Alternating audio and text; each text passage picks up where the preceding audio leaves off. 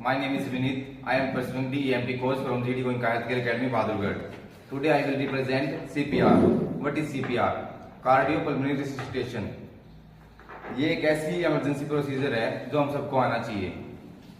जैसे कि कहीं भी कोई किसी की सांसें बंद हो जाती है या हार्ट बीट बंद हो जाती है, तो हम इसको परफॉर्म करके उनको सर्वाइव करवा सकते हैं।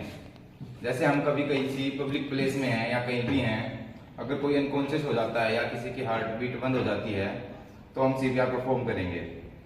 पहले हम चेक करेंगे कि वो ठीक है या नहीं, फिर हम दोनों कंधों पर टैप करेंगे और उनसे पूछेंगे हेलो एक्सक्यूज मी, आप ठीक है या नहीं। अगर वो रिस्पॉन्स नहीं करते हैं तो हम सीपीआर परफॉर्म करेंगे और हम देखेंगे कि वो कहीं फ्लैट सरफेस पे है या नहीं है। अगर वो किसी फ्लैट सरफेस पे नहीं होंगे तो हम उनको फ्लैट सरफेस तक ले जाने की कोशिश करेंगे।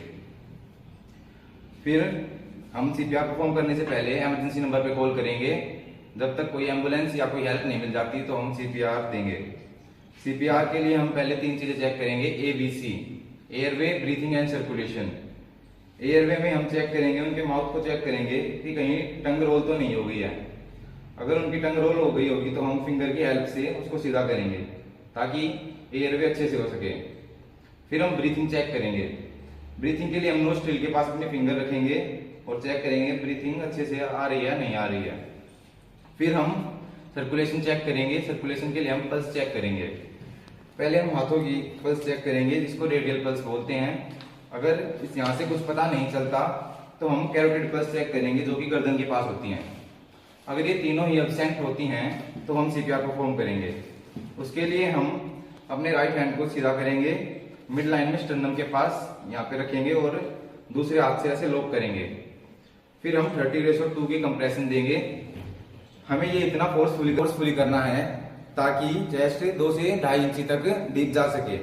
ऐसे हमें 30 कंप्रेशन देने हैं और फिर हमें 2 माउथ टू माउथ ब्रीथिंग देनी है।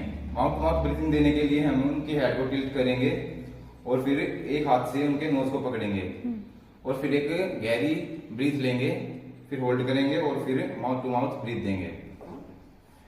ये जो हमने परफॉर्म किया ये एडल्ट्स पे किया है। एडल्ट्स में 30:2 का कंप्रेशन होता है और इन्फेंट्स में 15:2 का कंप्रेशन होता है और चिल्ड्रंस में भी 30:2 का कंप्रेशन होता है। एडल्ट्स में हम दोनों हाथों से कंप्रेस करेंगे और चिल्ड्रंस में हम सिर्फ एक हाथ से कंप्रेस करेंगे और इन्फेंट्स में हम या तो सिर्फ 2 फिंगर्स से कंप्रेस करेंगे या फिर एक थंब से कंप्रेस करेंगे। ऐसा क्यों? क्योंकि जो इन्फेंट्स होते हैं वो बहुत ही डेलिकेट होते हैं, इसीलिए हम एक थंब से कंप्रेस करेंगे।